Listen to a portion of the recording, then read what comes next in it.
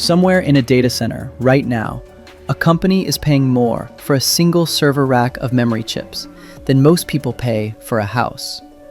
And somewhere else, at the exact same moment, you are being quietly priced out of a laptop upgrade because of the exact same shortage. Over the last year, the chip market has kind of been going through something. Nvidia, AMD, Intel, and Micron have all posted numbers that look absolutely incredible on the surface. And yet the mood inside the industry feels less like a victory lap and more like everyone's waiting for the other shoe to drop.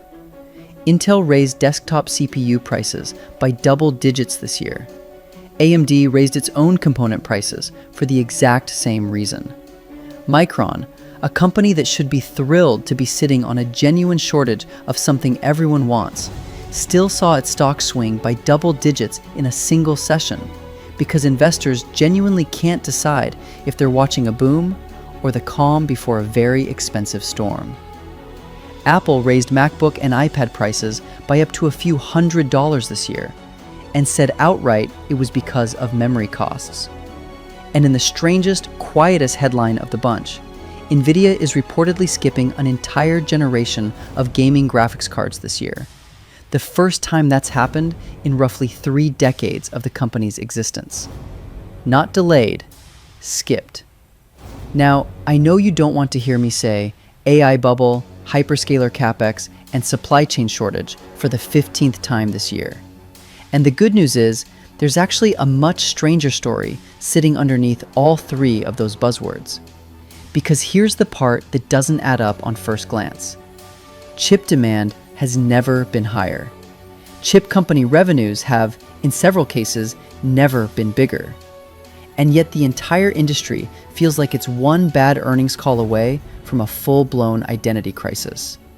I wanted to start digging into chips on this channel because, out of every industry I could cover, this one might have the strangest disconnect between how boring it looks from the outside and how much it actually controls behind the scenes.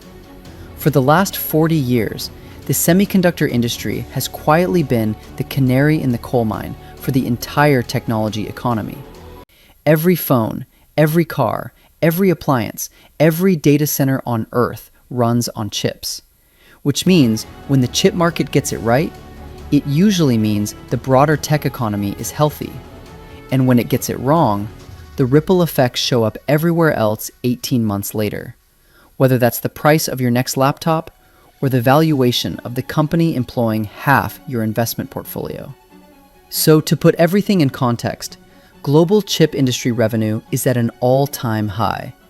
Memory chip prices specifically have gone almost vertical this year, driven by demand nobody fully modeled for even 2 years ago. Which, on the surface, should be cause for celebration, right? More demand, higher prices, bigger revenue. That's supposed to be the good outcome. But then the question becomes, why does almost every company in this industry sound simultaneously thrilled and terrified on their own earnings calls? Why is a sector posting record numbers also the sector investors keep violently repricing overnight based on a single quarter's guidance? Or maybe the better question is, if this is what the industry looks like during an undeniable boom, what exactly happens to it the moment that boom shows the first sign of slowing down? Well, there are really 4 big problems sitting underneath the headline numbers. And the first one is the one you've probably already felt in your own wallet, even if you didn't know why. Here's a question worth sitting with for a second. Why did the exact same laptop that cost you one price in January cost meaningfully more by summer, with 0 hardware changes, 0 new features, and 0 explanation from the company that made it? I like to call this the Great Memory Squeeze, a name I would also very much like to catch on. If you trace almost every one of those price hikes and profit warnings back to their actual root cause, you land on the exact same component: memory chips. The RAM and storage that goes into everything from your laptop to a server rack in a data center you'll never see. That supply is roughly fixed in the short term, because you cannot spin up a new memory fabrication plant in 6 months, no matter how much money you're willing to throw at the problem. Demand, on the other hand, has genuinely exploded because training and running modern AI models eats memory at a scale consumer electronics manufacturers simply never had to plan around before. So when a supply that can't move quickly runs headfirst into a brand new source of demand with what is functionally an unlimited budget, the customers who used to get first pick of that supply, meaning you, buying a laptop or a gaming PC, get quietly pushed to the back of the line, or forced to pay a lot more for whatever's left over. That's the entire story behind Intel's price hikes. That's the story behind AMD's price hikes. That's the story behind Apple deciding your next laptop should cost more money for a nearly identical spec sheet to the one it replaced. And here's the part that's genuinely a little darkly funny once you notice it. A meaningful share of the engineers and researchers building the AI systems that are eating all of this memory came directly out of the same consumer tech industry that's now getting priced out by their own creation. This isn't really a hostile takeover in the traditional sense. It's closer to an industry accidentally outcompeting its own former customer base, using talent it trained itself. If the memory squeeze is the quiet tax you've already been paying without realizing it, this next one is the moment the whole industry stopped being subtle about it entirely. For years, high-end computing performance worked a lot like the badge value on an expensive car. If you wanted access to serious capability, whether that was gaming performance or professional rendering power, there was really only one place to get it, and you paid a significant premium for the privilege of being at the front of that line. Nvidia in particular built an enormous, extremely profitable business on exactly that dynamic. But Nvidia reportedly skipping an entire consumer gaming GPU generation isn't really a story about the company not wanting to sell you a graphics card anymore. It's that the exact same production capacity that would go into building a new gaming GPU is worth dramatically more money when it's sold to a company building out an AI data center instead. You are not being ignored. You are being outbid by customers with functionally limitless budgets compared to yours. For years, PC building culture ran on a pretty simple, if expensive, promise. Save up, build the rig, get the performance, and trust that if you waited a generation or two, prices would eventually soften, because that's just how consumer electronics had always worked. That promise is quietly breaking. Not because any executive sat in a boardroom and decided to make life harder for gamers specifically, but because a much bigger, much wealthier customer showed up almost overnight, and the market did exactly what markets are built to do. It followed the money, wherever the money was largest. Now, to be fair to the chipmakers here, this isn't some cartoonish villain arc. Selling the exact same silicon to a data center at a dramatically higher margin than selling it to a retail customer is just business behaving exactly as designed. But it's also fair to point out that an entire hobby and the community of enthusiasts that helped build the modern GPU industry into what it is today is quietly being priced out of the very market it helped create in the first place. It's worth slowing down here for a second, because I think this is the actual human story underneath the last two segments, more than any single price chart. For an entire generation of PC builders, gamers, and everyday laptop buyers, there was an unwritten deal with the tech industry. You weren't the richest customer in the room, but you were a reliable one. And companies competed hard for your loyalty year after year, generation after generation, because you were the market. Gaming and consumer computing built the modern chip industry into what it is. That deal is quietly dissolving, not through some dramatic announcement, but through 1,000 small decisions. A skipped product generation here, a price hike there, a shrinking selection of affordable options at the store. Nobody sent out a press release saying, "We no longer need you as much as we used to." It's just happening, one earnings call at a time, to a customer base that built the loyalty programs, the enthusiast communities, and the reviewer ecosystems this entire industry still quietly relies on for its image, even while its actual revenue increasingly comes from somewhere else entirely. That's a strange position to be in as a consumer. still culturally central to an industry's identity, while becoming financially peripheral to its bottom line. Here's where the story takes a genuinely unexpected turn, one that could quietly undercut everything we've just talked about. For the last few years, the entire AI industry has operated on one core assumption. If you want a smarter, more capable model, you throw more computing power at it. More chips, more data centers, more electricity, more money. That assumption is the entire justification behind hundreds of billions of dollars a year in infrastructure spending from the largest technology companies on the planet. It is also, not coincidentally, the entire justification behind the memory and chip shortage we just spent the last several minutes talking about.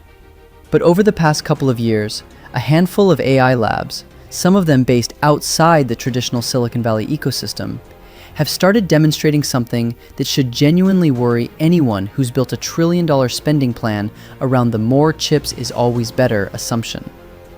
Models that perform competitively with the industry's best, built using dramatically less raw computing power than the conventional approach requires. Now, to be clear, this hasn't caused the AI spending boom to stop. If anything, some of the biggest spenders have doubled down even harder, betting that owning more raw compute is still a durable, long-term advantage, no matter how efficient any single competitor gets. But it has introduced a genuinely uncomfortable question into boardrooms that, up until recently, didn't really have to consider it. What happens to the demand side of this entire chip shortage story if the amount of computing power needed to build a competitive AI model keeps shrinking year over year, faster than anyone building a new factory today is currently betting on? Nobody in the industry has a confident, agreed-upon answer to that yet. Some executives will tell you, efficiency gains just mean everyone builds even bigger, more ambitious models with the compute they free up, so total demand keeps climbing regardless. Others, more quietly, admit that if this trend keeps compounding, the entire justification for today's memory shortage and infrastructure spending spree gets a lot shakier, a lot faster than the current stock prices seem to be pricing in. Which brings us to the fourth and final big problem. And it's the one that ties everything else together into something that actually looks a little scary once you step back far enough. The largest technology companies on Earth have collectively committed hundreds of billions of dollars a year to AI infrastructure. Data centers, chips, networking equipment, all of it, aimed at one central goal: building enough raw computing power to stay competitive in the AI race. And a meaningful chunk of that spending isn't coming purely out of existing cash reserves. A growing share of it is being financed through debt, through complex leasing arrangements, and through capital structures that only really make sense if the revenue these investments are supposed to generate actually shows up on schedule.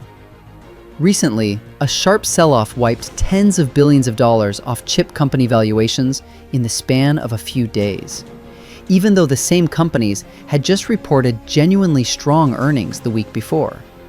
Strong numbers, falling stock price. That specific disconnect is exactly the kind of thing that tends to happen when a market starts quietly second-guessing whether a boom can keep justifying the size of its own price tag.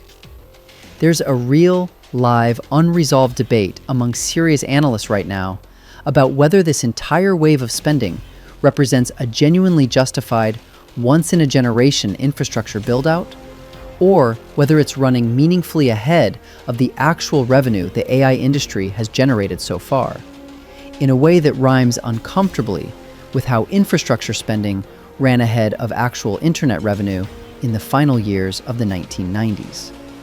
Nobody currently knows which version of history this ends up being. And I'd be lying to you if I pretended this video has a confident prediction about whether chip prices come back down next year or keep climbing for the next 5. Here's the part we do actually know for certain, though. Industry insiders, meaning the people currently running these chip companies, not outside analysts guessing from a distance, have said flatly that there's no meaningful relief in sight for at least a couple more years. That's a genuinely unusual thing for an industry to admit publicly about itself, because most shortages come with some visible light at the end of the tunnel. A new factory breaking ground, a new supplier coming online next quarter. This one doesn't really have that, yet, because what's actually driving it isn't a temporary disruption that gets fixed with more capacity. It's a permanent new category of customer with an effectively unlimited budget, competing directly with you for the exact same limited pool of chips. So is the chip market broken? Or is this simply the most violent, high-stakes growing pain the semiconductor industry has experienced in decades? Honestly, probably somewhere in between those two extremes, and probably not something that resolves cleanly in either direction anytime particularly soon. Individually, each of these four problems is something the industry could plausibly manage its way through. The memory squeeze eases as new capacity eventually comes online. The GPU shortage resolves once production catches up to demand. Even the cheap compute problem could turn out to be a manageable adjustment rather than a full unraveling. But together, stacked on top of each other, financed partly on debt, and built on an assumption about AI demand that a growing number of very smart people are starting to openly question, this starts to look a lot less like a temporary supply hiccup and a lot more like an industry that's about to find out exactly how much of its own story it actually believes. If you found this useful, my other video breaks down a different corner of the economy the same way, so go check that out next. And if you want more of these breakdowns, the best thing you can do is like this video, subscribe, and drop a comment with what you'd want covered next. It genuinely helps a new channel more than people realize.